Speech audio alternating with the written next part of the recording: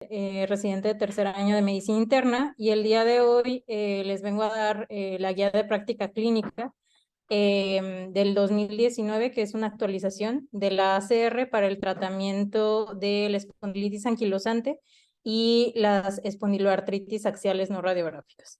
Antes de meternos en la guía, que realmente es una guía concisa, es una guía cortita, vamos a hablar acerca de un poquito acerca de la enfermedad. Entonces, bueno, dentro de la familia de las espondiloartrosis comprende la espondilitis anquilosante, que es el objetivo de esta guía, la espondilitis, que es básicamente la espondilitis axial radiográfica típica. Y por otro lado tenemos la espondilitis axial no radiográfica. También dentro de la familia de las espondiloartritis tenemos la espondiloartritis periférica, la espondiloartritis o artritis psoriásica, y la espondiloartritis asociada con enfermedad inflamatoria intestinal, también la artritis reactiva y la espondiloartritis juvenil. También dentro de esta familia también pudiera inclusive ser subclasificado de acuerdo a la distribución de involucro articular, es decir, que pudiera ser o predominante axial o predominante periférico. Estas entidades van a compartir ciertas características clínicas. Las más típicas, pues, es la inflamación de las articulaciones axiales, sobre todo en articulaciones sacroiliacas, una oligoartritis asimétrica, sobre todo en extremidades inferiores. También tenemos la dactilitis, que son los conocidos dedos en salchicha, como podemos ver en la imagen de al lado, y la entesitis, que es la inflamación de los sitios de inserción tendinosa. Pasando un poquito para hablar acerca de la epidemiología, tenemos que pues hay una prevalencia de 3:1, sobre todo en enfermedad avanzada, con predominio hacia el género masculino, y también en la inflamación temprana se ha visto que hay una correlación 1:1, aquí no hay tanta predominancia hacia el género masculino.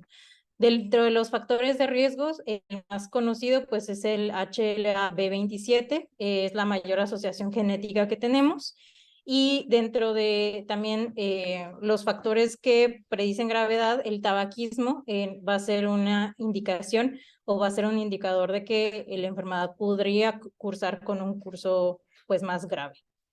En cuanto a la prevalencia, sí varía bastante dependiendo de la región. Por cada 1000 habitantes hay un 3.19 en América del Norte, un 2.38 en Europa y un 1 casi cerrado en América Latina.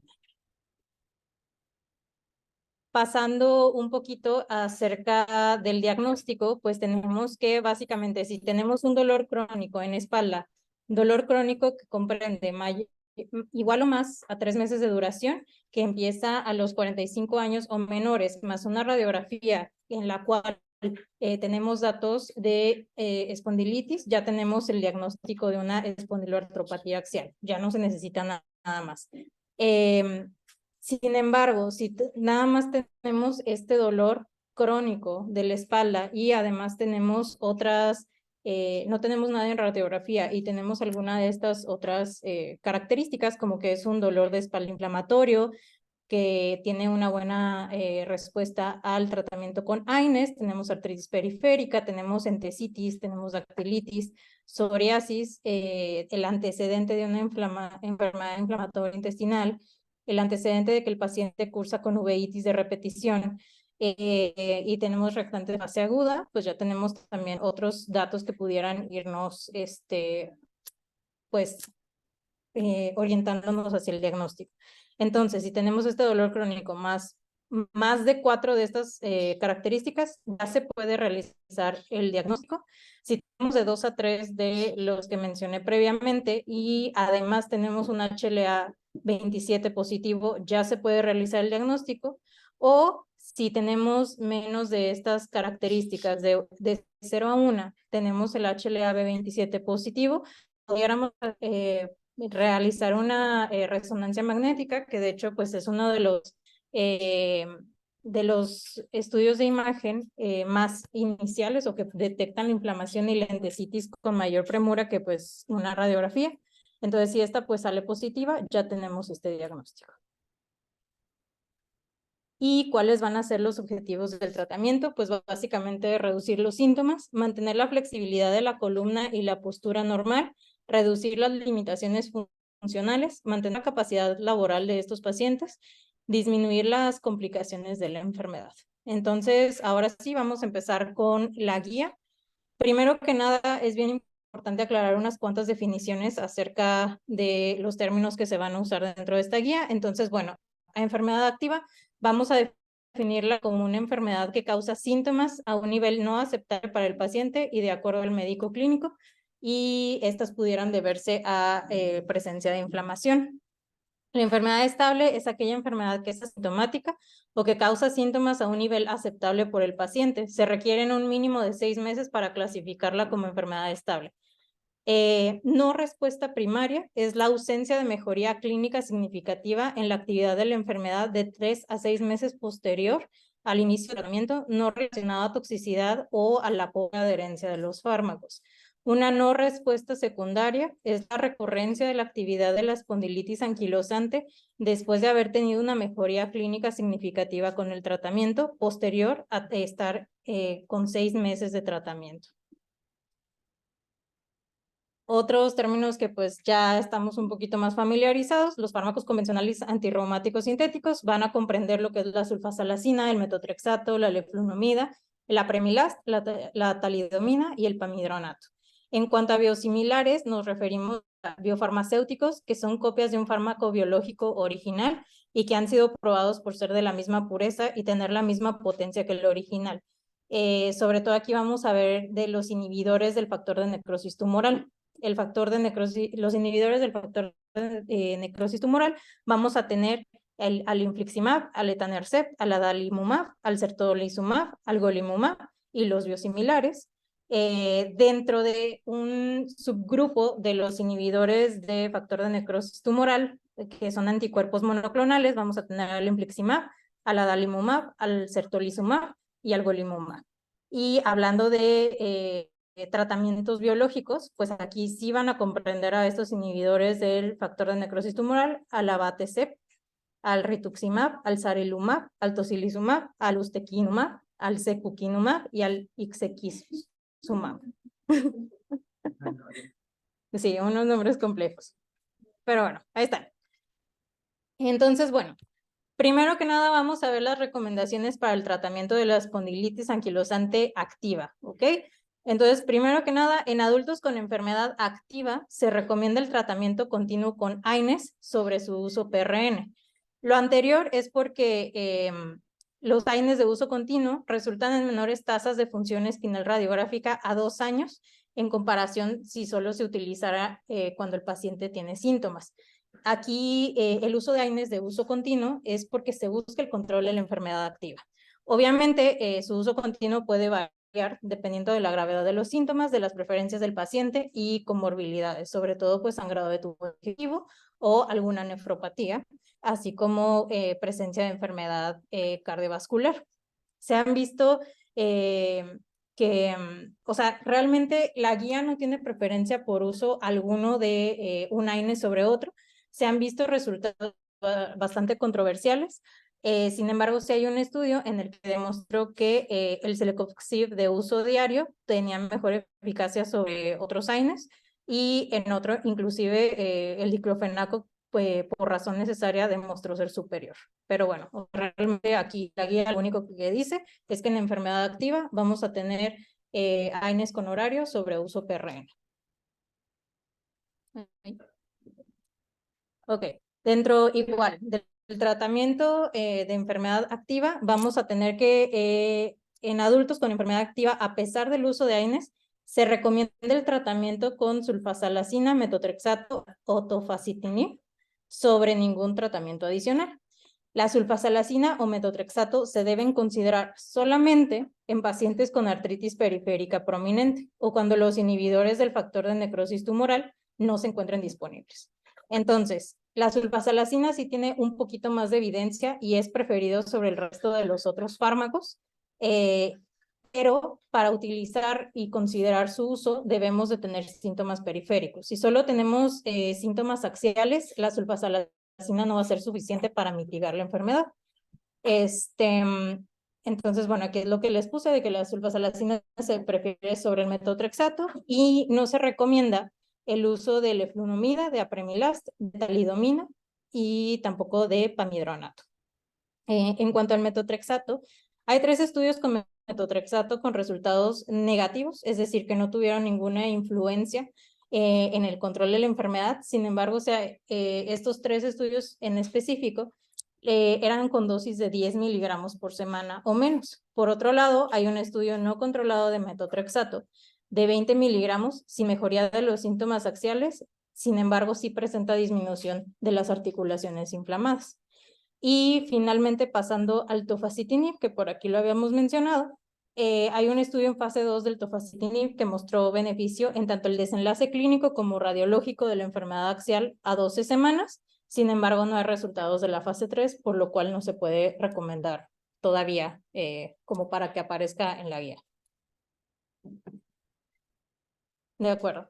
Entonces, pasando a otra recomendación, en adultos con enfermedad activa, a pesar del tratamiento con AINES, se recomienda fuertemente, es una de las pocas recomendaciones que están fuerte o que son fuertemente recomendadas, el tratamiento con inhibidores del tumor de necrosis tumoral, el factor de necrosis tumoral, perdón, sobre el no tratamiento con estos fármacos, y no se recomienda ninguno en particular. El uso de los inhibidores del factor de necrosis tumoral en pacientes cuya enfermedad permanece activa a pesar del uso correcto de AINES por una falta de respuesta o por una intolerancia del paciente hasta estos. Para considerar que el paciente es candidato al uso de estos medicamentos, tiene que haber al menos probado 2 AINES a dosis máximas por un mes con una respuesta incompleta o haber tolerado 2 AINES diferentes por 3 meses.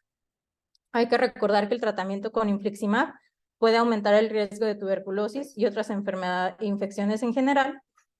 No está recomendado en pacientes que pues tengan un aumento de riesgo a este tipo de infecciones o que tengan antecedente de infecciones recurrentes. Hay que recordar que pues siempre hay que tomar en cuenta las preferencias del paciente en cuanto a la frecuencia de dosificación y la ruta de administración.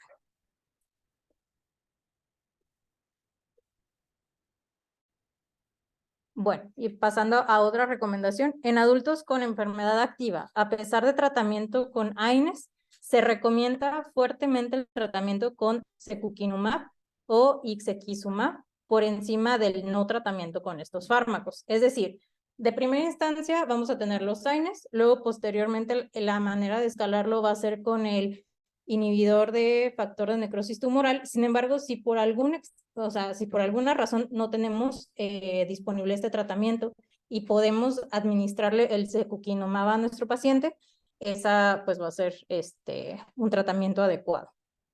Entonces, en adultos con enfermedad activa, a pesar del tratamiento con AINES, se recomienda el tratamiento con inhibidor de factor de necrosis tumoral sobre el tratamiento con el secukinumab, que era lo que les comentaba, y en adultos con enfermedad activa, a pesar del tratamiento con AINES, se recomienda el tratamiento con inhibidor de factor de necrosis tumoral sobre el tratamiento con tofacitinib. Hay que recordar que en pacientes con enfermedad inflamatoria intestinal, en el cual el inhibidor de factor de necrosis tumoral no es opción, pues se recomienda irnos directamente al tofacitinib.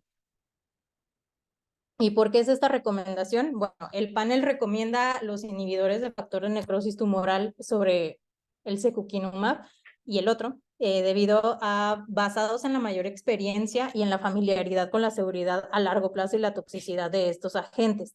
El tratamiento con otro inhibidor de factor de necrosis tumoral fuera del infliximab debería considerarse en pacientes con mayor riesgo de exposición a tuberculosis, como ya les había mencionado, y hay comparaciones indirectas en los metaanálisis de ensayos clínicos que no han demostrado diferencias significativas de eficacia a corto plazo para cualquiera de estos inhibidores del factor de necrosis tumoral. Entonces, como les comento, es ir escalonando el tratamiento del paciente, primero con AINES. Si no responde con AINES, irnos al inhibidor del factor de necrosis tumoral. Si mi paciente no tiene contraindicaciones, si sí tiene contraindicaciones, irnos al secukinumab o ixekizumab. Ok. Entonces, básicamente nos sigue hablando de las recomendaciones dependiendo de de qué fármacos tenemos disponibles o no. Entonces, en adultos con enfermedad activa, a pesar del tratamiento AINES, se recomienda el tratamiento con secukinumab o ixekizumab sobre el tratamiento con tofacitinib. Es decir, primero están estos. En pacientes con enfermedad activa, a pesar del tratamiento con AINES y que tienen contraindicaciones del inhibidor de factor de necrosis tumoral, se recomienda el tratamiento con secukinumab o ixekizumab sobre el tratamiento con sulfasalazina, metotrexato o tofacitinib.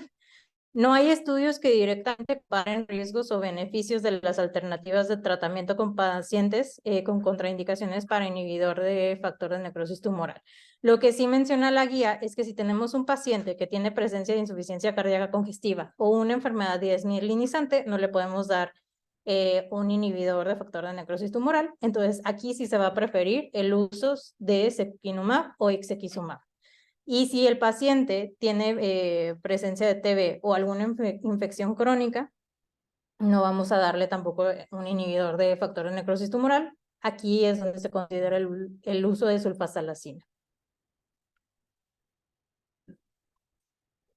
Ok, entonces, en adultos con enfermedad activa, a pesar del tratamiento con el primer inhibidor de factor de necrosis tumoral usado, se recomienda el tratamiento con secukinumab o ixekizumab sobre el tratamiento con algún inhibidor de factor de necrosis tumoral diferente en pacientes que no tienen respuesta primaria a inhibidores de factor de necrosis tumoral. Otra recomendación es, en adultos con enfermedad activa, si ya tenemos el tratamiento con inhibidor de factor de necrosis tumoral, se recomienda tratamiento con algún otro inhibidor del factor de necrosis tumoral sobre el tratamiento con un biológico que no es de esta familia, en pacientes con una no respuesta secundaria, que ya vimos que una no respuesta secundaria es que tuvo una recidiva después de haber presentado enfermedad estable. En adultos con enfermedad activa, a pesar del tratamiento con el primer inhibidor de factor de necrosis tumoral usado, se recomienda fuertemente en contra de cambiar el tratamiento a un biosimilar del primer inhibidor del factor de necrosis tumoral. Es decir, aunque ya vimos en las definiciones que algún biosimilar, o sea que más bien los biosimilares deben de haber comprobado que tienen la misma pureza y eficacia que el tratamiento original, la guía no recomienda su uso de estos.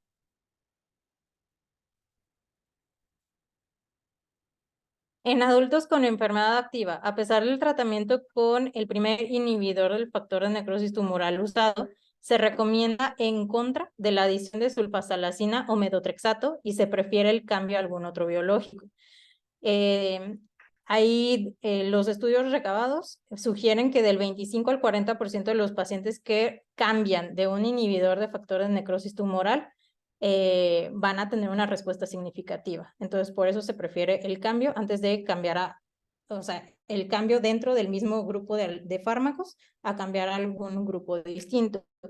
Y se puede considerar la sulfasalazina en pacientes con buen control de los síntomas axiales y con actividad de artritis periférica, como ya lo habíamos mencionado. Si son puros síntomas axiales, la sulfasalazina no tiene ningún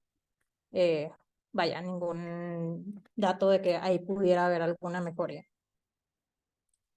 Ok, en adultos con enfermedad activa o enfermedad estable, en tratamiento con inhibidores del factor de necrosis tumoral, se recomienda condicionalmente en contra el tratamiento con dosis bajas de metotrexato. Hay datos de estudios observacionales que son controversiales. Hay algunos estudios que tienen infliximab que mostraron mayor duración del tratamiento, mayor duración del tratamiento, o sea, de la respuesta del tratamiento cuando se administra con metotrexato. Sin embargo, en general la respuesta clínica no ha sido mayores en pacientes que reciben este tratamiento. Obviamente, esta recomendación cuando se pone condicionalmente es que, pues, nuevamente, si tenemos datos de una artritis periférica, pues sí se pudiera pensar en su uso. Pasando al otro grupo del que nos habla la guía, aquí son las recomendaciones para el tratamiento del espondilitis anquilosante estable. Entonces, en pacientes con enfermedad estable, que ya vimos que es que no tenemos síntomas después de 6 meses de tratamiento, se recomienda condicionalmente el tratamiento de AINES-PRN sobre AINES con horario. La recomendación aplica a pacientes que han permanecido estables sin el tratamiento farmacológico y las toxicidades potenciales de los AINES con horarios sobrepasan los beneficios de menor progresión radiográfica en estos pacientes. Ok, en adultos con enfermedad estable que reciben tratamiento con inhibidor de factor de necrosis tumoral y AINES, condicionalmente se recomienda continuar con el tratamiento con el inhibidor de factor de necrosis tumoral solamente sobre ambos fármacos. Es decir, aquí no están apoyando lo primero, que dicen que en una enfermedad estable vamos a tener los AINES solamente por razón necesaria. En adultos con enfermedad estable que reciben tratamiento con inhibidor de factor de necrosis tumoral y un fármaco convencional antirreumático sintético, condicionalmente se recomienda continuar solamente con el inhibidor de factor de necrosis tumoral sobre continuar con ambos fármacos. Estas recomendaciones se basan en el control de los más que en el posible efecto secundario de la doble terapia para una fusión espinal futura. Y se recomienda realizar una prueba de destete de AINES o de los fármacos antes de realizar pues quitarlo por completo, y se recomienda solamente el uso de AINES PRF, como ya lo habíamos comentado. Ok, igual, en adultos con enfermedad estable que reciben algún tratamiento con biológico, se recomienda condicionalmente en contra de la suspensión de dicho fármaco. Básicamente, pues lo mismo con los inhibidores de factor de necrosis tumoral, lo mismo para el resto de los biológicos. La información de estudios observacionales sugieren que descontinuar estos fármacos después de lograr una remisión o baja actividad de la enfermedad van a resultar en un relapso en un 60 a un 74% de los pacientes. La suspensión pudiera considerarse en pacientes con remisión sostenida, es decir, que llevan varios años sin síntomas. Recordar que solo 1/3 de los pacientes de los que le suspendamos el medicamento no va a presentar recidiva. Es decir, lo más probable es que a pesar de que nosotros querramos llevar a nuestro paciente a que no tenga fármacos, probablemente vaya a tener una recidiva. En adultos con enfermedad estable que reciben tratamiento con biológico, se recomienda condicionalmente en contra del destete de la dosis del fármaco común estándar. 2 estudios controlados no ciegos hablan del destete del etanercept a 25 miligramos versus mantenerlo en 50 miligramos por semana. Demostró que la remisión total o parcial era menos frecuente en pacientes que realizaron el destete. Sin embargo, hay otros estudios que van en contra de esto, por lo cual todavía no podemos darlo como una recomendación. Entonces, pues considerar que en pacientes con enfermedad estable prolongada, sin embargo, no se debe de realizar el destete de biológicos. En adultos con enfermedad estable que reciben tratamiento con inhibidor del factor de necrosis tumoral, se recomienda fuertemente, es otra de las pocas recomendaciones fuertes, continuar tratamiento sobre cambiar a un biosimilar, debido a la ausencia de evidencia de la equivalencia y debido a que los cambios de medicación aumentan el riesgo de desestabilizar la condición de nuestro paciente. Pasando a las recomendaciones para adultos con espondilitis anquilosante con comorbilidades relacionadas, en adultos con uveitis recurrente se recomienda condicionalmente el tratamiento con anticuerpos monoclonales, inhibidores del factor de necrosis tumoral, sobre el tratamiento con otros biológicos. La recomendación se basa en estudios observacionales y ensayos clínicos. En general se observaron tasas menores de uveitis con adalimumab e infliximab comparado con etanercept. Y se puede considerar también el certolizumab o el golimumab como opciones viables para el control de la uveitis. Y secukinumab no ha demostrado eficacia en el tratamiento de panuveitis y uveitis posterior, por lo cual para este tipo de pacientes no está recomendado. En adultos con enfermedad inflamatoria intestinal se recomienda condicionalmente el tratamiento con anticuerpos monoclonales del grupo de los inhibidores del factor de necrosis tumoral sobre el tratamiento con otros biológicos. Los pacientes tratados con adalimumab tienen menor riesgo de exacerbaciones por la enfermedad inflamatoria intestinal que aquellos que se tratan con etanercept.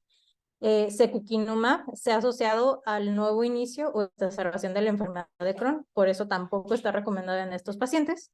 Y hay que recordar que dentro de los inhibidores de factor de necrosis tumoral que vimos dentro de las definiciones, tenemos varios que están aprobados para enfermedad de Crohn, dentro de los cuales el infliximab, el adalimumab y el certolizumab. Y tenemos varios que están aprobados para colitis ulcerativa, que son el infliximab, el adalimumab y el golimumab. Pasando a las recomendaciones para el tratamiento de la espondiloartritis axial no radiográfica, básicamente la guía menciona que son las mismas recomendaciones que para la radiográfica, salvo el uso de secukinumab o ixekizumab está condicionalmente recomendado en pacientes con enfermedad no radiológica debido a que no ha habido ensayos clínicos que nieguen su uso. Entonces, es la única diferencia, o sea, fuera de eso, AINES de primera elección, sino los inhibidores de factor de necrosis tumoral como segunda, dependiendo de las contraindicaciones que tenga nuestro paciente. De acuerdo. Pasando a la evaluación de la actividad de la enfermedad de imagen, adultos con enfermedad activa no se recomienda condicionalmente el uso de la estrategia Treat to Target. El objetivo de la misma es tener un índice de actividad de 1.3 por encima de una estrategia de tratamiento basada en la evaluación del médico.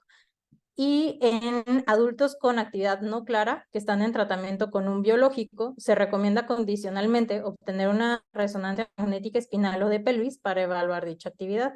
La evaluación clínica de la inflamación tiene varias limitantes, por lo que la resonancia magnética pudiera detectar la inflamación subclínica y cuando las evaluaciones del paciente difiere de la del médico.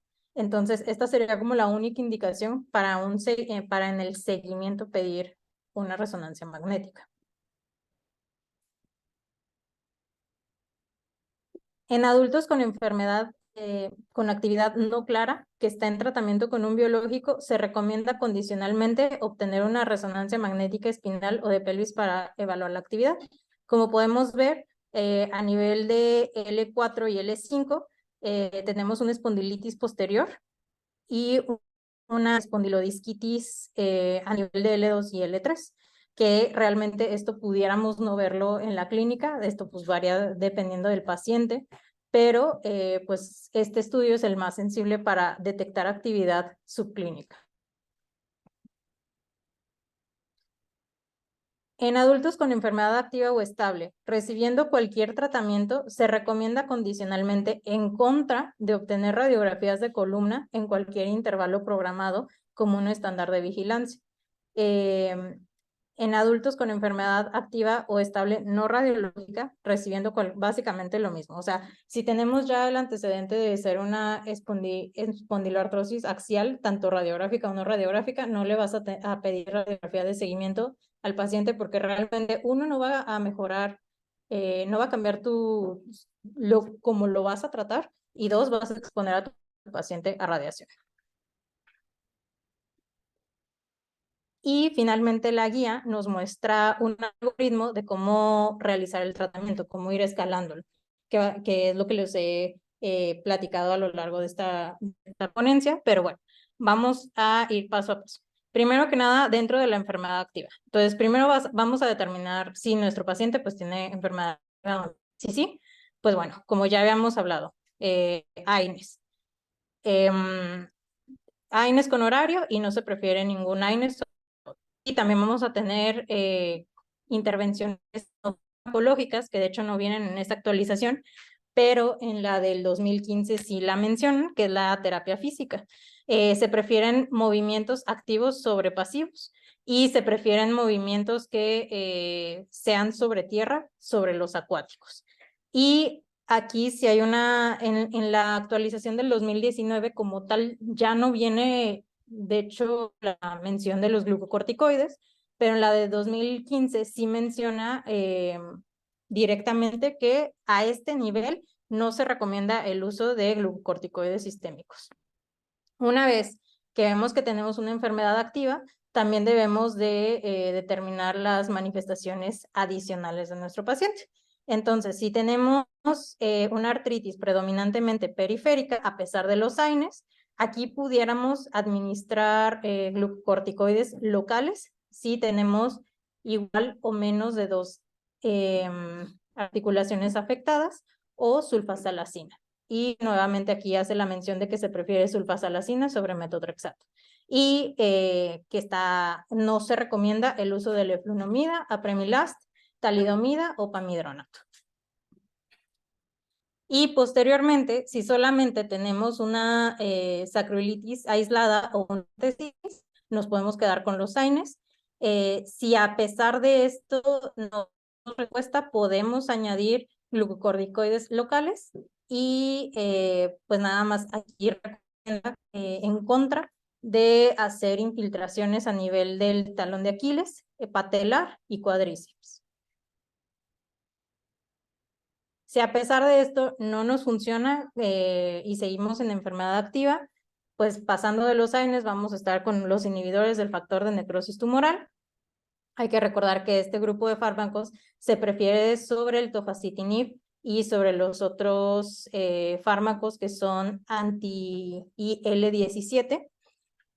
Y también recordar que no hay un inhibidor de factor de necrosis tumoral que se prefiera sobre otro, a menos de que tengamos casos puntuales, como que tenemos enfermedad inflamatoria intestinal o la presencia de uveitis. Posteriormente, ya de tercera línea, si esto no funciona, pues podemos ya intentar con los otros fármacos. Y hay que recordar que, pues nuevamente, estos los anti-IL-17 son preferibles sobre el tofacitinib. Y dentro de la enfermedad estable, hay que recordar que los AINES van a ser a demanda y vamos a tener terapia física, más que nada. Y para hacer esto un poquito dinámico, quisiera que me ayudaran un poco para ver si se entendió esto que fue tal vez algo repetitivo. Entonces, le voy a pedir de favor a un R1 que me ayude a contestar el siguiente caso. Diego.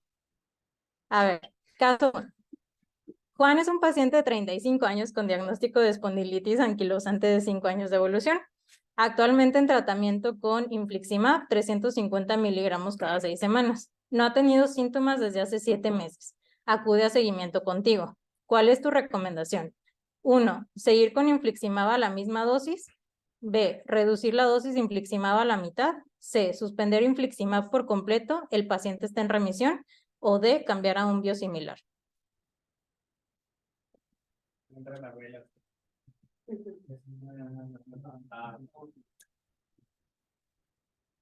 Decide.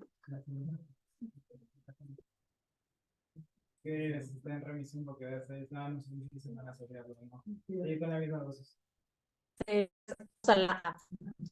Excelente. Muy bien.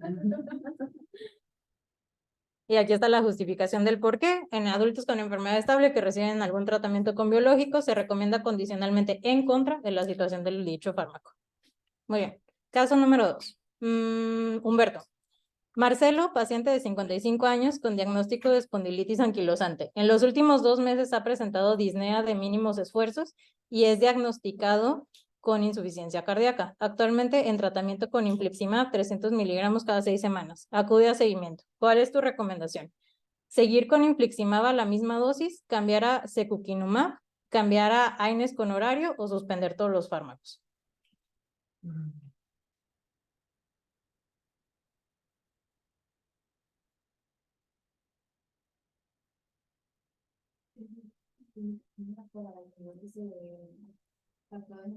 Pero no me acuerdo específicamente si había una diferencia entre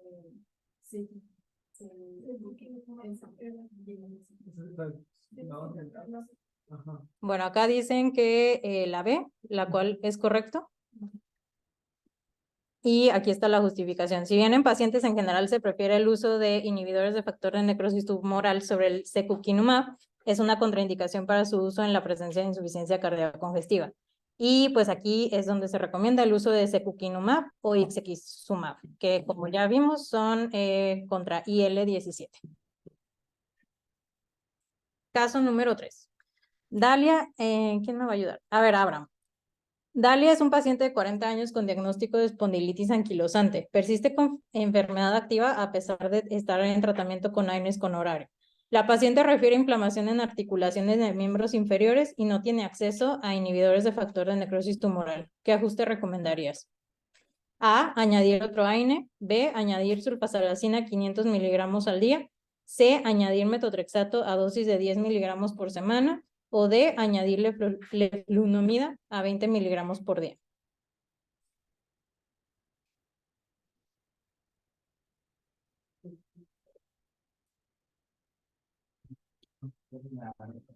¿Cuál?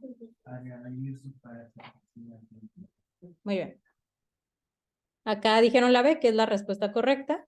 Y bueno, la paciente tiene síntomas de artritis periférica, si bien se podría añadir metotrexate o sulfasalazina, la dosis de metotrexato de 10 miligramos a la semana parecen ser insuficientes para el control de síntomas. Entonces, por eso se tiene que, bueno, la respuesta correcta era sulfasalazina. Ok, caso 4, Andrés. Andrea es una paciente femenina de 35 años de edad con diagnóstico de espondilitis anquilosante. Se encuentra en tratamiento con naproxeno 500 miligramos cada 12 horas. Últimamente ha presentado dolor abdominal, por lo que se realiza una endoscopía con úlcera gástrica sangrante. No ha presentado molestias de la espondilitis anquilosante desde hace un año, por lo que decides A, cambiar a un inhibidor de factor de necrosis tumoral. B, disminuir dosis de naproxeno a 250 cada 12 horas. C, dejar de gastroprotección. O D, utilizar naproxeno PRN.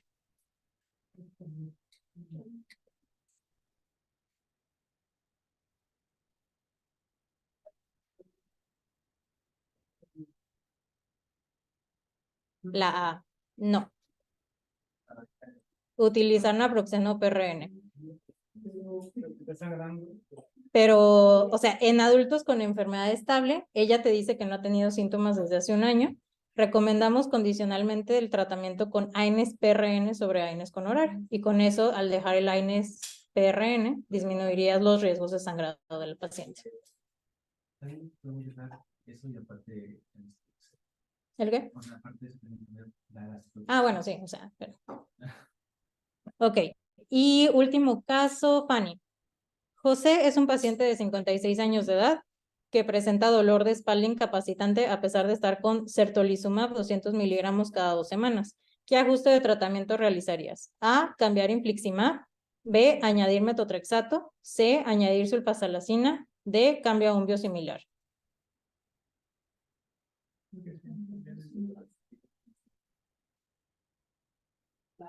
Muy bien. Aquí dijeron A, que es la respuesta correcta. Cambiar a infliximab. Y bueno, el paciente, a pesar de estar con tratamiento óptimo, sigue presentando enfermedad activa y hay que recordar que la recomendación es de que se cambie dentro de los inhibidores de factor de necrosis tumoral sobre el cambio a algún otro tipo de fármaco. Y pues eso sería todo por mi parte. No sé si tenga dudas, preguntas o algo.